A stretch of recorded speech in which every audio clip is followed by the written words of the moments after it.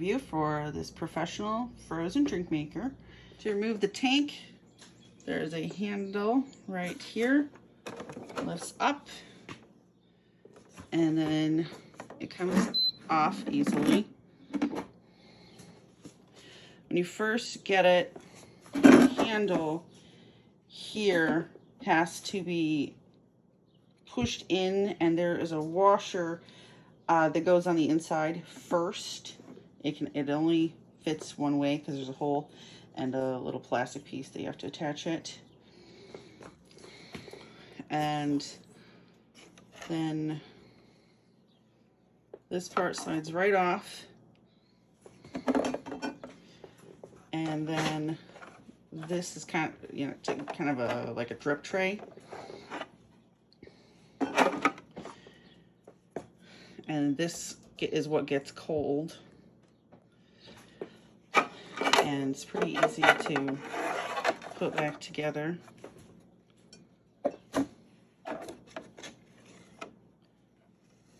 Just locks into place there.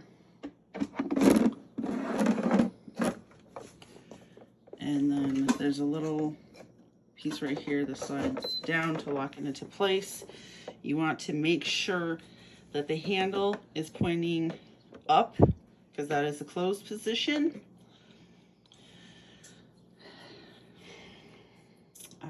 One thing that I don't really love about it is that you can't like just take it off when there's still fluid of any kind in it. You have to completely empty it, because otherwise when you take it off, it just pours everywhere. This is where you pour in your mixture. So it says it can do smoothies, but like the holes are really small, and I don't know, personally when I have smoothies, they always have chunks in them. So I don't feel like that's a very functional feature for me personally. So far I've used it to make a non-alcoholic slushy and ice cream, and it's worked really good for both of those things. Now on Amazon, it says this is a 75-ounce tank. However, it says the max fill is 54 ounces, but only 34 ounces of ice cream. This is a 12-ounce cup, and one batch of ice cream in this, depending on the day, strangely enough, will make between 4 and 5 of these 12-ounce cups. There are recipes in the book, but I don't know, none of them really spoke to me, so I found a different recipe on Pinterest, and it calls for 3 cups of milk. Now, I personally use this large measuring cup because it makes it so much easier to pour it in. So 3 cups of milk, and then we add a 1.5 cups of whipping cream. Just a little, it says a pinch of salt. I don't add very much salt. 1 tablespoon of vanilla. Now I personally use McCormick's Pure Vanilla because extract. Then between 1 and 1 1/4 cup of sugar. The amount really just depends on how sweet you like your ice cream. I don't like mine to be super sweet. I mean, I want it sweet, but not super sweet. So that's just regular white sugar, granulated. And then I use a 1/3 cup special dark cocoa to make this, which makes it really chocolatey. If you don't want it to be so chocolatey, I would not add that full amount, or not use special dark. That was actually an accident. The first time I sent my son to go bring me some cocoa powder, and that's what he brought me, so that's what we used. Now the recipe says to stir until the sugar granules dissolve. In my experience, by the time I get the chocolate pretty much mixed in, the sugar granules seem to be good to go. I'll take just a second and come here, get it to focus. This is the on button, and then you have to like fast tap it in order to get to the setting that you want, and then give it just a moment. It starts at 21 degrees, then it goes to what the actual temperature is. And then we'll give that just a moment to start cooling off.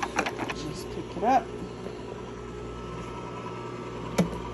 And any large chunks are caught in the straining section. Yeah, I did push it a little over the max line for the ice cream, and it seemed to survive the experience all right. So we're just gonna let that go, and then we just close it up, and it mixes and cools, and the temperature begins to drop there. This is where you adjust the temperature. If you want it to get colder, you push the plus, but you have to push it twice so that it knows what you want. 21 is pretty good. 19 really thickens it up. Starts to get a little bit almost too thick to come out here at that point. We've had to take it back to 21 sometimes. If you make an immediate follow-up batch, that second batch does get cold a lot quicker and mixes a lot. Like the mix time is less. It takes, I want to say most batches have taken close to an hour, but I'm going to guess that that probably depends on what the room ambient temperature is. It does make really good ice cream. I think that it's a little bit, the advertising is a little bit questionable there, just because it says that it comes with a 75-ounce tank, and it does not. But other than that, it works pretty good. The cleaning cycle, however, is really a joke. This is what happens. You get done, you empty this out, you dump.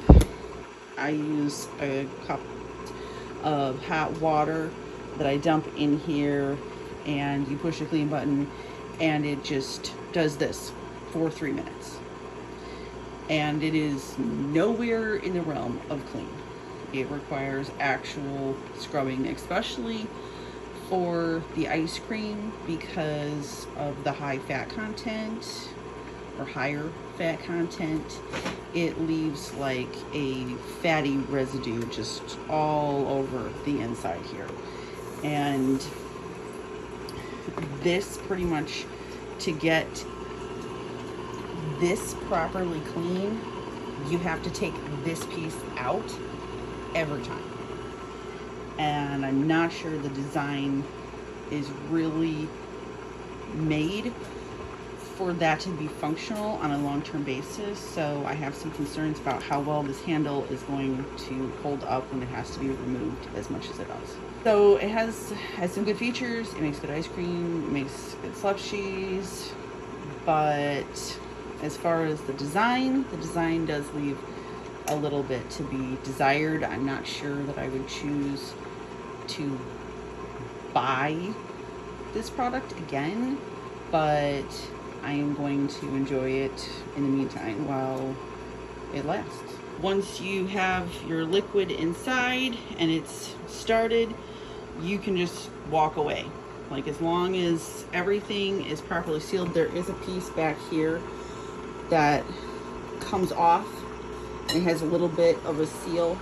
So as long as that seal is properly attached here, and as long as it is locked in place and sealed, which you would know probably very quickly if it was not, you just walk away and it will beep when it's done.